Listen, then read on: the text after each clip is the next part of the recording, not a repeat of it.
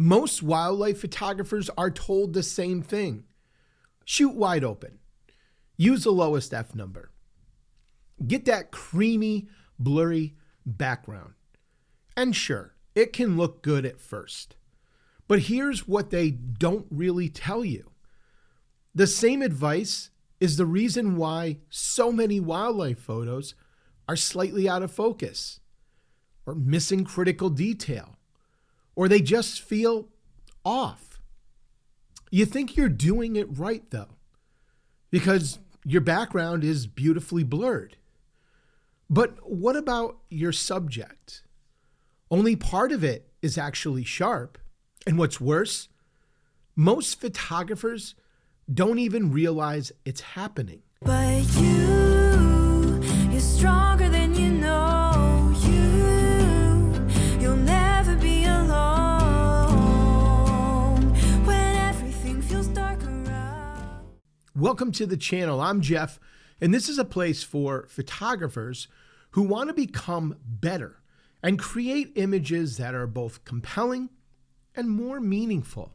We talk about everything from camera techniques to photo editing, and of course, the deeper ideas behind what makes wildlife photography truly powerful. If you're passionate about photography and you want to keep improving, well, then you're in the right place. In today's video, we're going to be breaking down the 5 biggest myths when it comes to aperture in wildlife photography, including one that's probably costing you more sharp images than anything else you're doing in the field. If you've ever shot at f2.8 or f4 thinking, hey, this is what the professionals do, but maybe you've struggled with getting your entire subject sharp, or maybe you've just wondered why your photos just don't seem to look as good as you might expect, there's a very good chance that aperture is the issue. And it's not the issue because you don't understand it, but because you've been taught how to use it in the wrong way.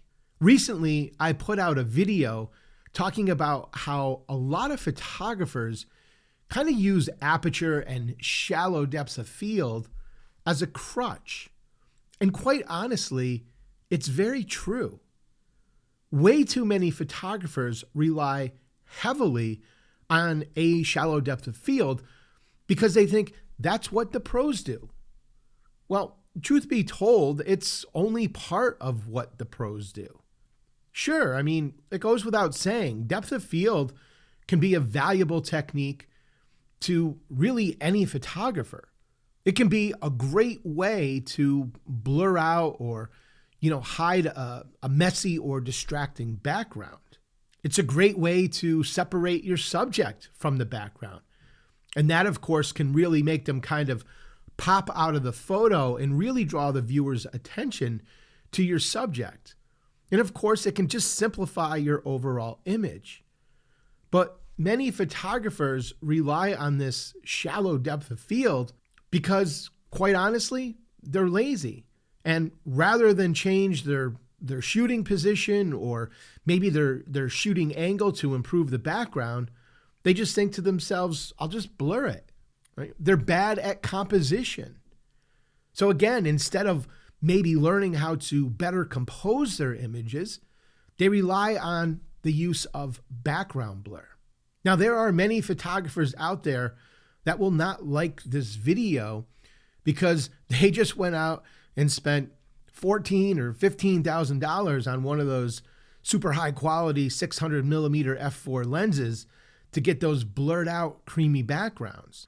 But you got to keep this in mind, right? If all your photos have blurred out backgrounds, suddenly your photos kind of become predictable and boring. Blurring the background is, it's a technique that makes really almost any photo look pretty good. But that doesn't mean it's a good photo. So let's take a look at the 5 biggest myths when it comes to aperture. Myth number 1, always use the widest aperture possible.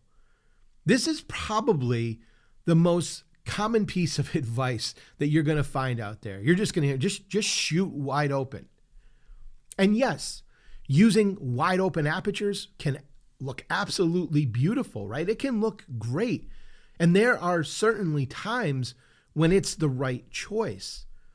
But shooting wide open also comes with some risks and some costs that we can't ignore as well.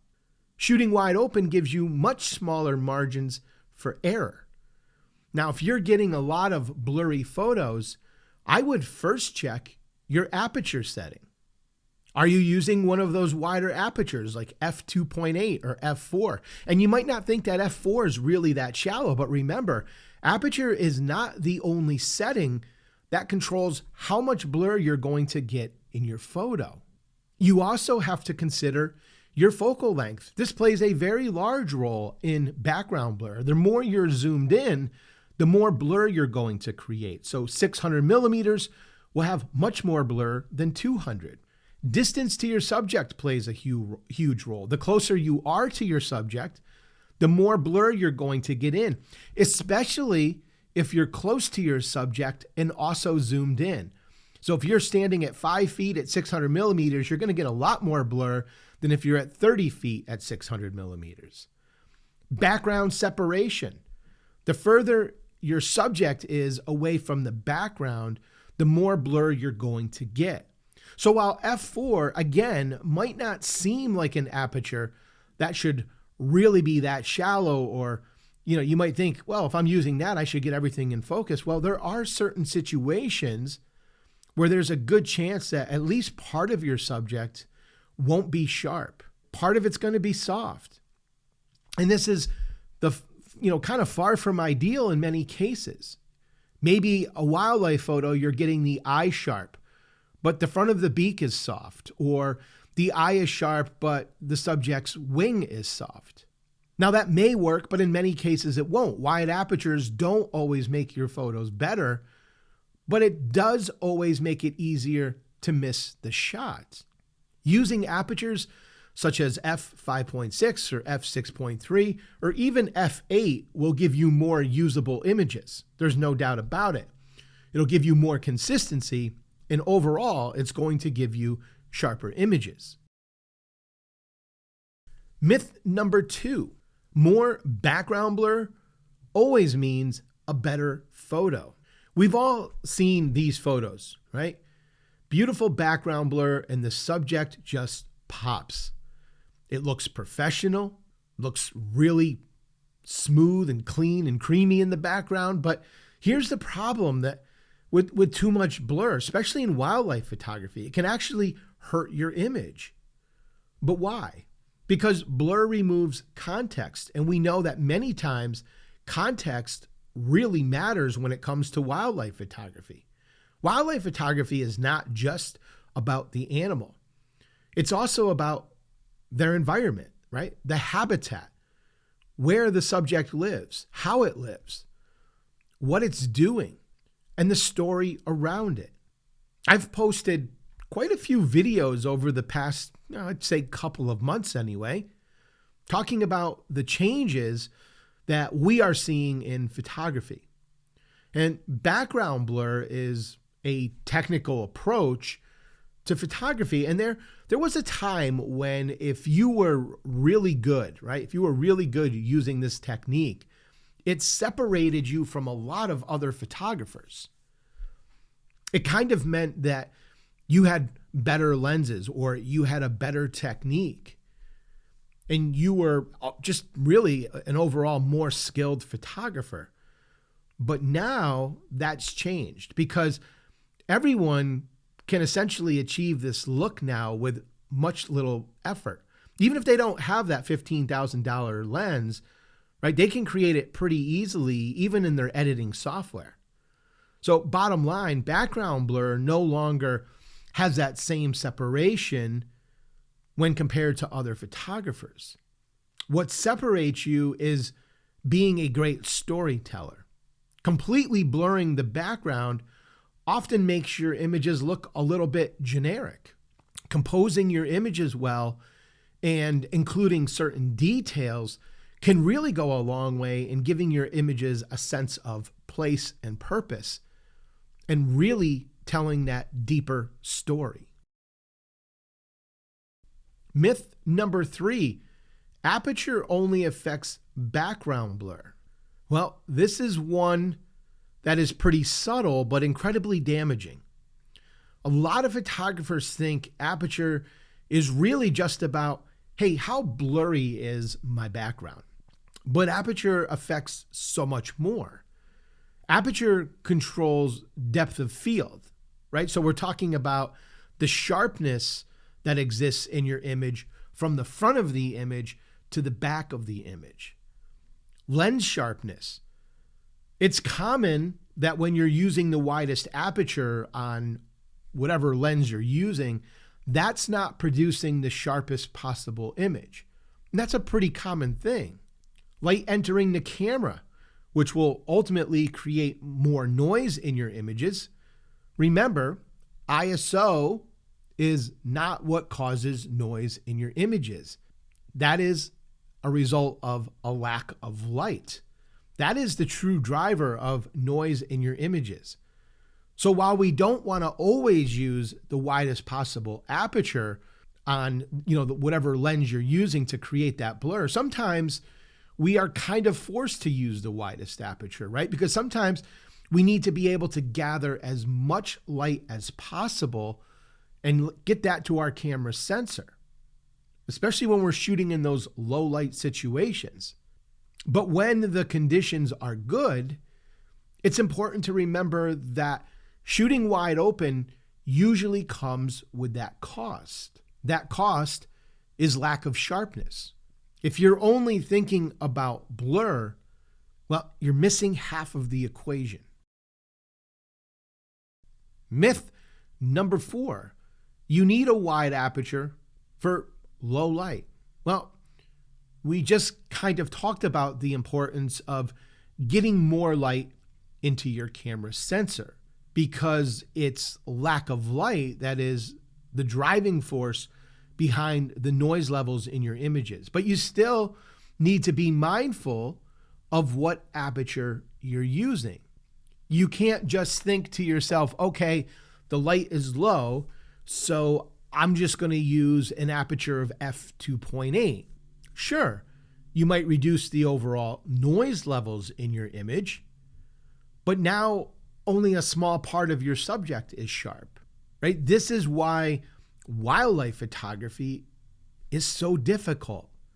It's a constant battle of decision-making and sacrifices.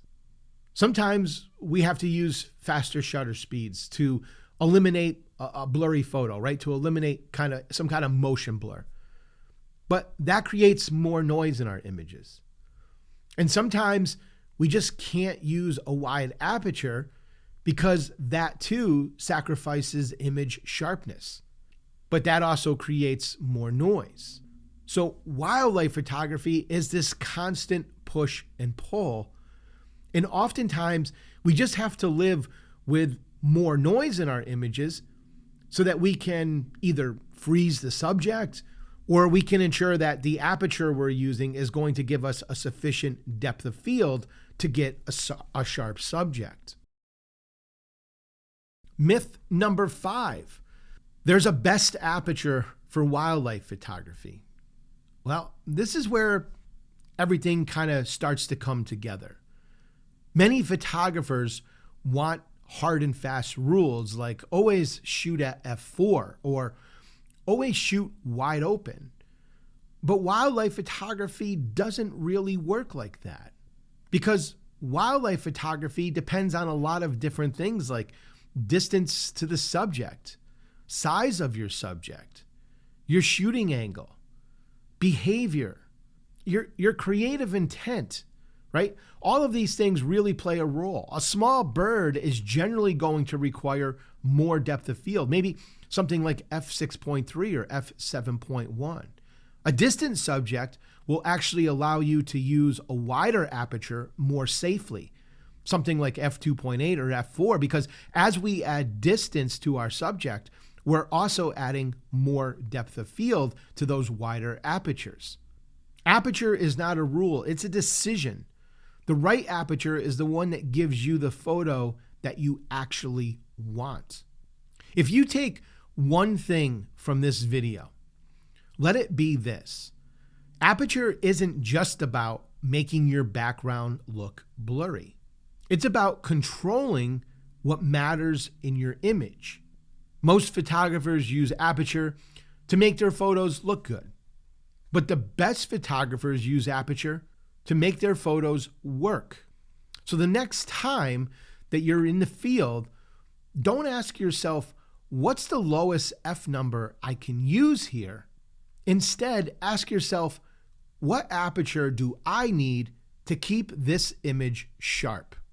If you're looking for a powerful photo editor, I highly recommend checking out DxO Photolab 9.